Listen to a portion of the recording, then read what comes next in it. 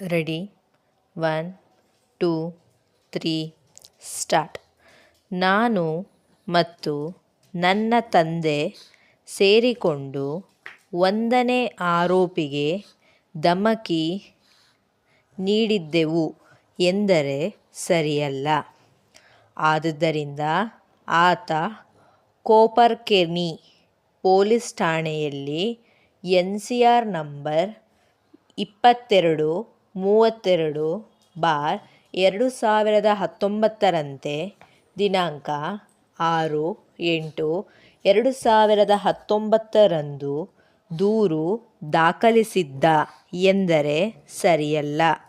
ಸದರಿ ದೂರಿನಲ್ಲಿ 1ನೇ ಆರೋಪಿಯು ನನ್ನನ್ನು ಕರೆದುಕೊಂಡು ಹೋಗದಿದ್ದರೆ ಜೀವಸಹಿತ ಬಿಡುವುದಿಲ್ಲ ಮತ್ತು ನನಗೆ ಎಷ್ಟು ದಮ್ಮು ಇದೆ ತೋರಿಸುತ್ತೇನೆ ಮತ್ತು ಸುಳ್ಳು ಕೇಸು ಹಾಕಿ ತಾಕತ್ತು ತೋರಿಸುತ್ತೇನೆ ಎಂದು ನಾನು ಮತ್ತು ನನ್ನ ತಂದೆ ಬೆದರಿಸಿದ್ದೆವು ಎಂದು ಹೇಳಲಾಗಿದೆ ಎಂದರೆ ಸರಿಯಲ್ಲ. NCR ಆದ 2 ತಿಂಗಳ ನಂತರ ದಿನಾಂಕ 7/10/2019ರಂದು ಮಹಿಳಾ ಪೊಲೀಸ್ ಠಾಣೆಯಲ್ಲಿ ಆರೋಪಿತರ ವಿರುದ್ಧ ಸುಳ್ಳು ದೂರು ದಾಖಲಿಸಿದ್ದೇನೆ ಎಂದರೆ ಸರಿಯಲ್ಲ. ನಾನು ಮದುವೆಯಾದ 1 ತಿಂಗಳ ನಂತರ ದಿನಾಂಕ 21/4/2018ರಂದು ನಾನು ಮತ್ತು ನನ್ನ ತಂದೆ ಸೇರಿಕೊಂಡು 1ನೇ ಆರೋಪಿಗೆ ಹೊಡೆದಿದ್ದೆವು ಎಂದರೆ ಸರಿಯಲ್ಲ.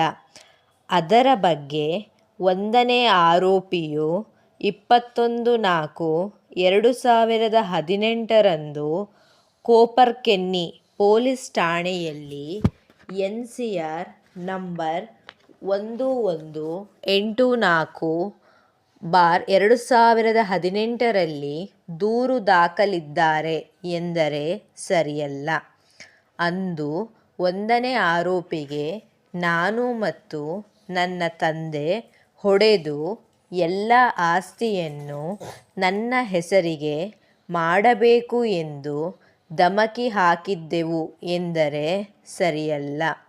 ಮೇಲೆ ಹೇಳಿದ 2 NCR ದಾಖಲಿಸಿದ ನಂತರ ಪೊಲೀಸರು ನನ್ನನ್ನು ಠಾಣೆಗೆ ಕರೆಸಿದ್ದರು ಎಂದರೆ ಸರಿಯಲ್ಲ.